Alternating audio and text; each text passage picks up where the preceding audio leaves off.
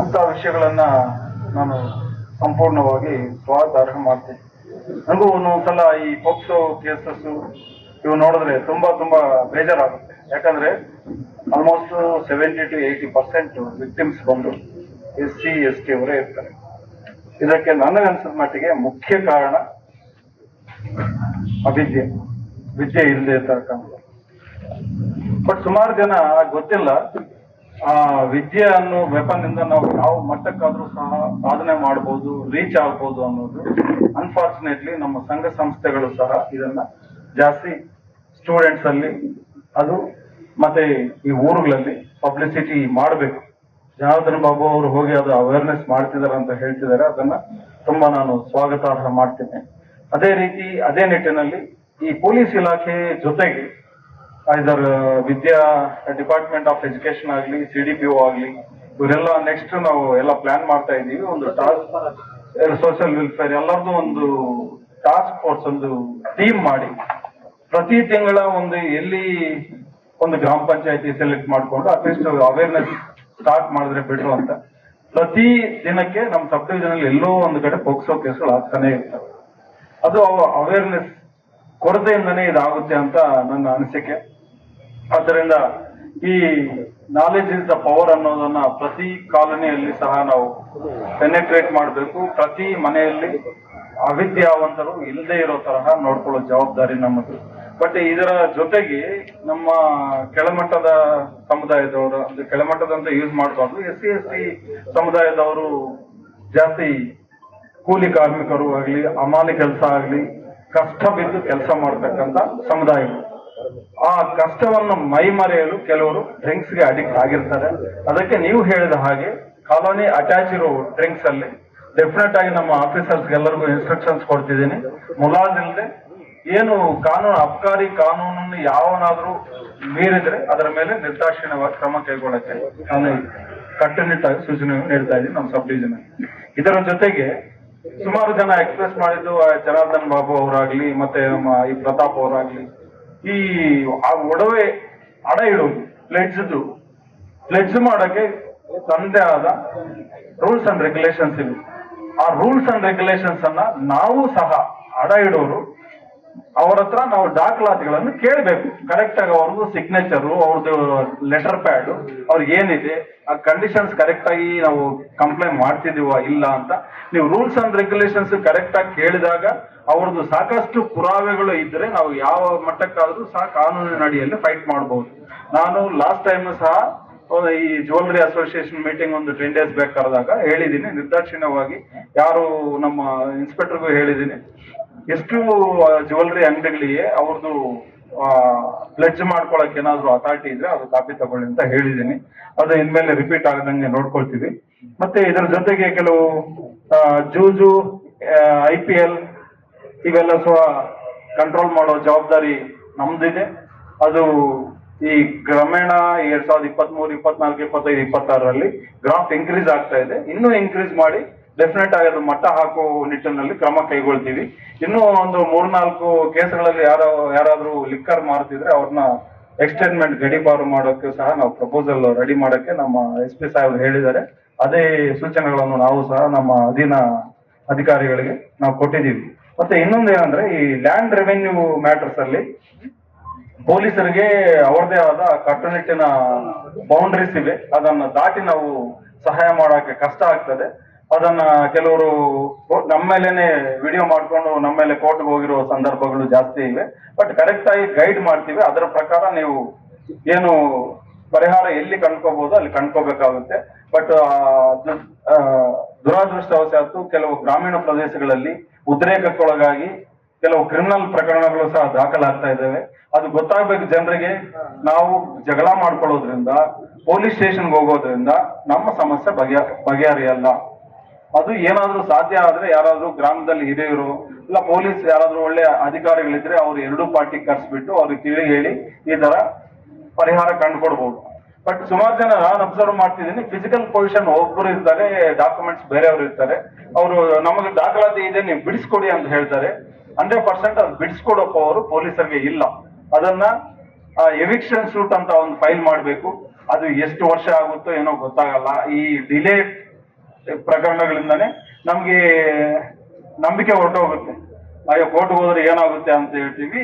ಹತ್ತಿರ ಏನು ಇರ್ತದೋ, ಕೈಗೆ ಏನ್ ಸಿಗ್ತದೋ ಅದು ತಗೊಂಡು ಇದರ ರಿಲೇಟಿವ್ಸ್ ಆಗ್ಬೋದು, ಬೇರೆ ಕ್ಯಾಸ್ಟ್ ಆಗ್ಬೋದು, ಯಾರಾದ್ರೂ ಆಗ್ಬೋದು, ಅದ್ರ ಪ್ರಕಾರ ಗಲಾಟೆಗಳು ಮಾಡ್ಕೊಂಡು ಎಲ್ಲ ಸಮಸ್ಯೆ ತಗೊಂಡು ಬರೋದು ನಮ್ಗೆ ಪರಿಪಾಠ ಆಗಿದೆ.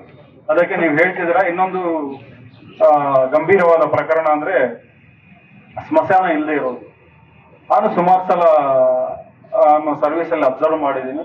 ಪಾಪ ಅಟ್ಲೀಸ್ಟ್ ಮನುಷ್ಯನಿಗೆ ಗರುಡ ಪುರಾಣ ಪ್ರಕಾರ ಸತ್ತ ಮೇಲೆ ನೆಮ್ಮದಿಯಾಗಿ ಹೋಗ್ಬೇಕು. ಅದೇ ಸಹ ನಾವು ಅದು ಸಹ ಇಲ್ಲದೆ, ಹೋದ ವರ್ಷನೂ ಯಾವ್ದು ಕೆಂಚಾರ್ಲಲ್ಲಿ ಲಿಮಿಟ್ಸ್ ಅಲ್ಲಿ ಹೆಣ ಇಟ್ಕೊಂಡಿದ್ರು, ಅದು DRVN ಕಳ್ಸಿದ್ವಿ. ಆಲ್ಮೋಸ್ಟ್ 1 ಡೇ ಎಲ್ಲ ನಾನು ಅಲ್ಲೇ ಇದ್ದೆ, ಡೇ ಅಂಡ್ ನೈಟ್ ಅಲ್ಲೇ ಇದ್ದೆ. ಅದಕ್ಕೆ ಅಂತ ಪ್ರಕರಣಗಳು ರಂಗನಲ್ಲಿ ಆ ಪ್ರಕರಣಗಳು ದಾಖಲ ಆಗ್ಬಾರ್ದು, ಅಂತ ಸಂದರ್ಭ ಆಗ್ಬಾರ್ದು ಅಂದ್ರೆ ನೀವು ದಯವಿಟ್ಟು ಏನು ಇದೆಯೋ ನೀವು ಅರ್ಜಿ ತಗೊಂಡ್ಬನ್ನಿ. ನಿಮ್ ಜೊತೆ ನಾನೇ ತಹಸೀಲ್ದಾರ್ ಹತ್ರ ಬರ್ತೀನಿ.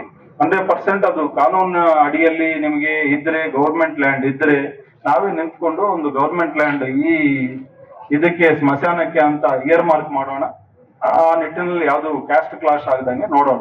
ಇನ್ನೊಂದು ಏನಂದ್ರೆ, ಈ ಅಂಬೇಡ್ಕರ್ ವಿಗ್ರಹ ಸ್ಥಾಪನೆಗೆ ಯಾವ ಇಲಾಖೆಯು ಪ್ರತ್ಯೇಕವಾಗಿ ನಮ್ಮ ಪೊಲೀಸ್ ಇಲಾಖೆ ಯಾವತ್ತೂ ಸಹ ಅದಕ್ಕೆ ಅಪೋಸ್ ಮಾಡೋದಿಲ್ಲ. ಬಟ್ 2012ರಲ್ಲಿ ಒಂದು ಸರ್ಕ್ಯುಲರ್ ಇದೆ. ಅದು ಪ್ರೈವೇಟ್ ಜಾಗ ಬಿಟ್ಟು ಯಾವ್ದು ಬೇರೆ ನಗರಸಭೆ ಆಗ್ಬೋದು, PWD ಆಗ್ಬೋದು, ಈ ಇಒ ಅಂಡರ್ ಅಲ್ಲಿ ಆಗ್ಬೋದು, ಎಲ್ಲಿ PU ಅಂಡರ್ ಅಲ್ಲಿ ಆಗ್ಬೋದು, ಯಾವ ಸ್ಥಳದಲ್ಲಿ ನೀವು ಪ್ರತಿಮೆ ಇಡ್ತಿರೋ ಅದರಲ್ಲಿ ಸರ್ಕ್ಯುಲರ್ ಇದೆ, SOP ಇದೆ. ಅದನ್ನ ಪಾಲನೆ ಮಾಡಿ ಪರ್ಮಿಷನ್ ತಗೊಂಡು ಇಡಿ, ಯಾರು ಬೇಡ ಅಂತ ಹೇಳಲ್ಲ. ಬಟ್ ನೀವು ಪ್ರೈವೇಟ್ ಸೈಟ್ ಅಲ್ಲಿ ಏನೋ ನಂದು ಸೈಟ್ ಇದ್ರೆ ಅದ್ರಲ್ಲಿ ಅಂಬೇಡ್ಕರ್ ವಿಗ್ರಹ ನಾನು ಇಡ್ತೇನೆ ಅಂದ್ರೆ ಯಾರು ಅದಕ್ಕೆ ಅದು ಅಪೋಸ್ ಮಾಡಕ್ ಆಗಲ್ಲ. ಅದ್ರ ಪ್ರಕಾರ ನೀವು ಮಾಡ್ಕೋಬಹುದು. SOP ಪಾಲನೆ ಮಾಡ್ಬೇಕಂತ ನಾನು ನಿಮ್ಮಲ್ಲಿ ವಿನಂತಿಸ್ಕೊಳ್ತಿದ್ದೀನಿ. ಮತ್ತೆ ನಾನು ಅಬ್ಸರ್ವ್ ಮಾಡ್ದಂಗೆ ಮೊನ್ನೆ ಒಂದೇ ವಿಷಯದಲ್ಲಿ SC ಹುಡುಗಿ ಇಂದ ಆ ಹುಡುಗಿ ಹೋಗಿದ್ರು. ಮತ್ತೆ ಅವ್ರು ಬಂದು ನನ್ನ ಹತ್ರ ಹೇಳಿದ್ರು, ನಾರಾಯಣಹಳ್ಳಿ ಅವರು, ಸರ್ ಒಂದು 50-60 ಜನ ಬಂದಿದ್ರು ಸರ್, ನಮ್ಮ ಹುಡುಗಿ ಕಾಣ್ತಾ ಇಲ್ಲ, ನಮ್ಮ ಹುಡುಗನ ಜೊತೆ ಕರ್ಕೊಂಡು. ಸುಮಾರು ಸಲ ಇದೊಂದೇ ಅಲ್ಲ ಎಕ್ಸಾಂಪಲ್ ನಾನು ಹೇಳೋದು. ಒಕ್ಕಲಿಗರಾಗ್ಲಿ, ರೆಡ್ಡಿಗಳಾಗ್ಲಿ, SC ಆಗ್ಲಿ, ST ಆಗ್ಲಿ, ಇದು ಏನಾಗುತ್ತೆ ಜನರ ಮೈಂಡ್ ಸೆಟ್. ನೀವು ಗಲಾಟೆ ಮಾಡ್ಬೇಕಂತ ಮೈಂಡ್ ಸೆಟ್ ಇರಲ್ಲ. ನಿಮ್ಗೆ ಏನಾಗ್ತದೆ, ಎಲ್ಲ ಸಂಬಂಧಿಕರು ಪರಿಚಯ ಇರೋರು ಎಲ್ಲ ಬರ್ತಾರೆ. ಅವಾಗ ಯಾರೋ ಒಬ್ರು ಹೇಳ್ತಾರೆ, ಹೋಗಿ ಕೇಳೋಣ ನಡ್ರಿ ಅಂತ. ಕೂಲಾಗಿ ಹೋಗ್ತಿರಲ್ಲ. ಅಲ್ಲಿ ಅಚಾನಕ್ ಏನಾದ್ರು ಆ ಊರಲ್ಲಿ ಏನಾದ್ರು ಅನ್ಯ ಕೋಮಿನವರು, ಬೇರೆ ಕ್ಯಾಸ್ಟ್ ಅವರು, ಅವರು ಸಹ ಗುಂಪು ಏನಾದ್ರು ಸೇರಿದ್ರೆ ಅಲ್ಲಿ ಕ್ಯಾಸ್ಟ್ ಕ್ಲಾಶ್ ಆಗಕ್ಕೆ ಸಾಧ್ಯ ಇರುತ್ತೆ. ಅದಕ್ಕೆ ದಯವಿಟ್ಟು ಪೊಲೀಸರು ಸಹಕಾರ ತಗೊಳ್ಳಿ. ಅದು 18 ಇಯರ್ಸ್ ಆದ್ಮೇಲೆ ಮೇಜರ್ ಇರ್ತಾರೆ, ಅವರಿಗೆ ಸಂಪೂರ್ಣ ಅಧಿಕಾರ ಇರ್ತದೆ, ಎಲ್ಲಿ ಬೇಕಾದ್ರೂ ಹೋಗ್ಬೋದು. ಕಾನೂನು ಆಗಿದೆ. ನಾವು ಪೊಲೀಸರು ದಯವಿಟ್ಟು ಅರ್ಥ ಮಾಡ್ಕೊಳ್ಳಿ, ಕಾನೂನನ್ನ ಫ್ರೇಮ್ ಮಾಡೋರಲ್ಲ, ಕಾನೂನನ್ನ ಪಾಲನೆ ಮಾಡೋರು. ಕಾನೂನು ಫ್ರೇಮ್ ಮಾಡೋರು ಯಾರು? ಸಾರ್ವಜನಿಕರು. ಹೇಗೆ ಅಂದ್ರೆ, ನೀವು ನೀವು ಎಲೆಕ್ಟ್ ಮಾಡ್ಕೊಂಡಿರೋ ರೆಪ್ರೆಸೆಂಟೇಟಿವ್ಸ್ ಅಲ್ಲಿ ಅಸೆಂಬ್ಲಿಯಲ್ಲಿ, ಪಾರ್ಲಿಮೆಂಟ್ ಅಲ್ಲಿ ಕಾನೂನನ್ನ ಫ್ರೇಮ್ ಮಾಡೋದು. ಅದಕ್ಕೆ ದಯವಿಟ್ಟು ಅರ್ಥ ಮಾಡ್ಕೊಳ್ಳಿ. ಕಾನೂನು ಪಾಲನೆ ಮಾಡ್ಬೇಕಾಗಿರೋ ಪೊಲೀಸರೊಂದಿಗೆ ಸಹಕಾರ ನೀಡಿ. ನೀವು ಸುಮಾರು ಪೊಲೀಸರೊಂದಿಗೆ 2 ಆಂಗಲ್ ಅಲ್ಲಿ ಹೇಳಿದ್ರಿ. ಸುಮಾರು ಜನ ಅಲ್ಲಿ ಮರದ ಕೆಳಗೆ ದಿನಗಟ್ಟಲೆ. ದಯವಿಟ್ಟು ಅಂತವೇನಾದ್ರೆ ಇಮಿಡಿಯೇಟ್ ನನ್ನ ಮೊಬೈಲ್ಗೆ ಮೆಸೇಜ್ ಮಾಡಿ.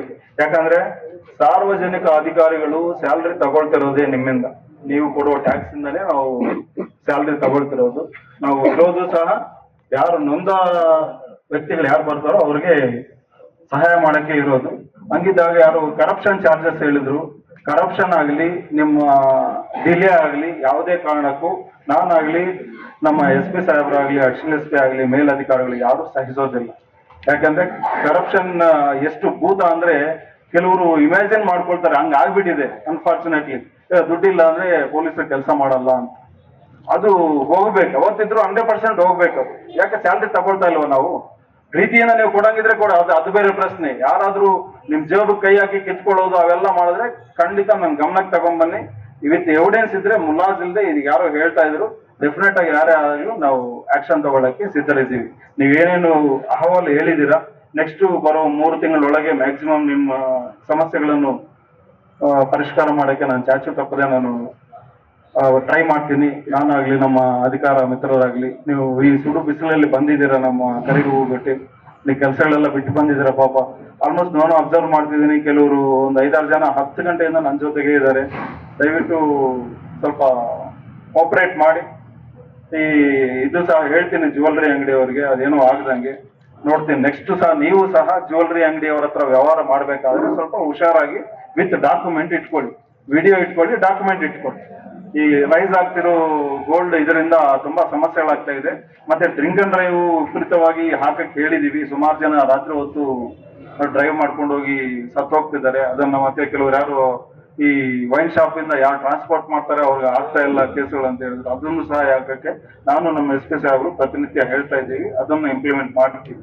ನಿಮ್ಮೆಲ್ಲರಿಗೂ ವಂದಿಸುತ್ತಾ ಜೈ ಭೀಮ್, ಜೈ ಕರ್ನಾಟಕ, ಜೈ ಹಿಂದ್.